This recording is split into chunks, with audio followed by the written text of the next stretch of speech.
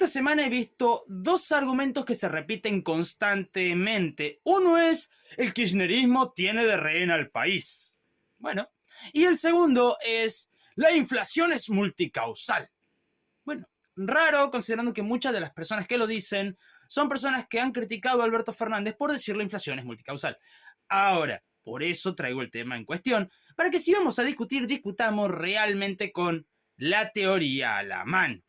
Pero empecemos por el lado del kirchnerismo porque esto va a ser importantísimo. El Congreso. El Congreso, podés ver que prácticamente tiene quórum propio el kirchnerismo. Entonces, ¿tiene sentido decir que tiene el kirchnerismo de rehén al país? Veamos.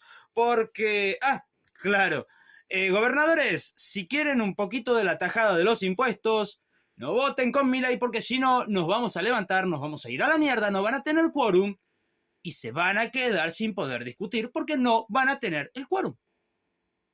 Así que sí, podemos ver de que el kirchnerismo está bastante afilado en el tema del Congreso y puede tener de rehén a la hora de impartir leyes, a la hora de sancionar las cosas o a la hora de voltear un DNU. Por eso es tan importante las elecciones de ahora de medio término para que se normalice y haya un equilibrio de poder en el Congreso. Pero como siempre, hola, soy Rodolfo, espero que tengan un excelente día. Lo primero a remarcar es que la teoría con respecto a inflación abarca a todas las líneas de pensamiento. Lola. Sin embargo, hay ciertas cositas que suelen mezclar a la hora de responder y decir, voy a domar a algún zurdo y mezclan los tantos con lo que es teoría de la inflación con teoría de las líneas de pensamiento. Esto, por ejemplo, si no te alcanza la plata, te sobra el Estado. Y depende a quién le preguntes. Si le preguntas a un marxista, te va a decir, está equivocado. Si le preguntas a un anarcocapitalista o a un minarquista, te va a decir, tienes razón. ¿Se entiende la diferencia? Hay pequeñas cosas que uno por ahí las toma como que es del común y muchas veces dependen de la línea de pensamiento. Ahora, lo que te voy a dar es meramente de la teoría de inflación y acá no hay línea de pensamiento que pueda negarlo. Y para esto vamos a empezar con el tema del dólar, ya que el dólar, muchos dicen no impacta en la inflación, otros te dicen sí. Y acá tenemos un claro ejemplo que te dicen, pese a la caída del consumo y al estancamiento de la economía, la suba de la divisa empieza a trasladarse a precios. Y por el otro lado tenés devaluar sin disparar la inflación. Y ojo, podrás ver que uno es de hace 13 horas y el otro es de ayer, o sea, los dos son de ayer. ¿A qué voy con todo esto? Los detalles. Porque si acá estamos hablando de que la suba del dólar impacta en precios, ¿cómo? ¿Por qué? ¿Cuál de las dos notas tiene sentido? Pues ambas tienen sentido porque van mirando desde una perspectiva distinta. En una te dicen, el dólar está impactando directamente en la inflación. Y en esta nota te están diciendo, el impacto del dólar en la inflación es mucho menor a lo que sufrieron otros presidentes. Son dos cosas completamente distintas. Y aunque parezca raro, esto tiene nombre, inflación cambiaria. Cuando tenés una devaluación, cuando el tipo de cambio se ve afectado, eso va a impactar en precios. Ahora, ¿impacta en todos los bienes por igual? No, acá depende si es bien transable o no transable. El transable es aquel que tiene y depende de un precio internacional. Ejemplo, la nafta, los commodities, el trigo, lo que sea. ¿Se entiende? Que se comercia a nivel internacional. Ahora, el no transable muchas veces depende en sus costos del transable.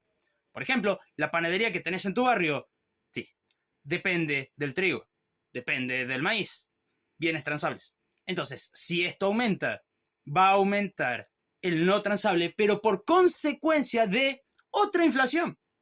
Inflación por aumento de costos. ¿Se entiende? Hay muchísimos tipos de inflación y todos pueden ir actuando o de la mano o al mismo tiempo. Y para conectar con el principio del video tenemos que ir a que los mercados no tienen confianza en el gobierno. En el gobierno o en la libertad avanza son dos cosas distintas, porque el gobierno incluye tanto al ejecutivo, al legislativo y al judicial. Es el gobierno en su conjunto. A eso los mercados no le tienen confianza. ¿Por qué? Porque el Congreso está tapado en gente que no le interesa progresar sino sus ideas particulares. Pongámoslo así. El peronismo te dice, hay que darle impuestos a los ricos, hay que dar impuestos, hay que dar impuestos, hay que dar impuestos. Ok. Impuestos que muchas veces los gobernadores dicen, bueno, está bien, queremos una tajada. Bueno, pero si vas a ayudar a Milei, yo no te voto para el tema de los impuestos. Listo. Milei, ¿querés sacar algo? Bueno, indulta a Cristina y te vamos a apoyar. No indultas a Cristina, no te vamos a apoyar. Lo que lleva a que los mercados evidentemente digan, che, a ver, el Ejecutivo tiene potestad para hacer ciertas cosas, pero no todo. Y por lo tanto, muchas de las cosas que le interesan a los mercados no se pueden hacer si el Congreso no apoya. Lo que nos lleva a otro tipo de inflación. Inflación por expectativa. Expectativa que puede alterar la inflación cambiaria. Por ejemplo, después de la derrota en la provincia de Buenos Aires, el dólar se empezó a mover. Los mercados se empezaron a asustar y se volcaron al dólar, llevando a que, por mucha demanda, empezara a subir el precio, lo que nos lleva a otro tipo de inflación.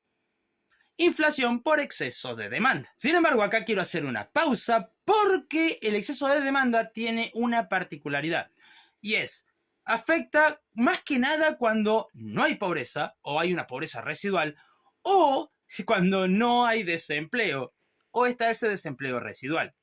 ¿Qué quiere decir esto? Que en el panorama argentino no implicaría entonces la inflación por exceso de demanda.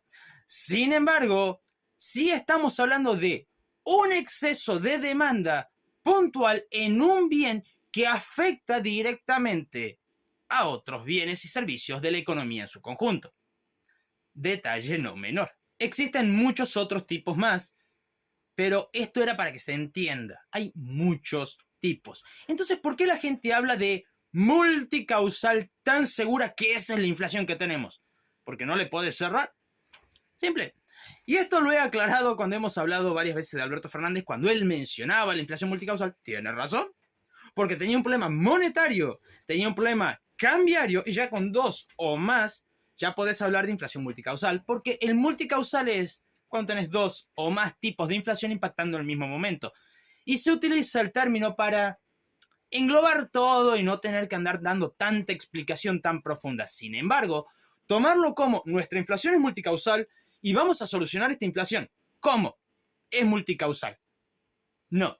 ¿Por qué? Porque no estás determinando cuáles son los problemas generando la inflación. ¿Se entiende la diferencia? El término multicausal es para meramente englobar todo y no tener que andar dando explicaciones más allá de lo necesario. Pero no es una inflación como tal. Así que espero que se entienda la diferencia, porque la inflación multicausal no existe. Es simplemente un concepto que engloba otras inflaciones actuando en ese mismo momento. Nada más. Ahora, ¿por qué traigo este video? Dos motivos. El primero, vi muchísima gente en redes sociales buscando defender a Milei, diciendo, la inflación es multicausal. Compadre, agarra un libro, no sos el kirchnerismo. Segundo, me permití hacer un video un poco más teórico para que traigamos algún concepto y ampliemos justamente el conocimiento. Finalmente, recordarles que en la descripción tienen dos archivos, uno con oferta, demanda, mercado y principios básicos, el otro frontera de posible producción y de consumo. Este segundo sirve mucho para entender el comercio internacional y por qué es tan importante no cerrarse del mundo. Y también son la antesala para entender bien impuestos. Les aviso por las dudas. Bueno, si te gustó no olvides suscribirte, dejar tu comentario y si quieres ayudar más al canal, puedes ver la descripción para ver cómo hacerlo. Muchísimas gracias a los miembros y hasta la próxima.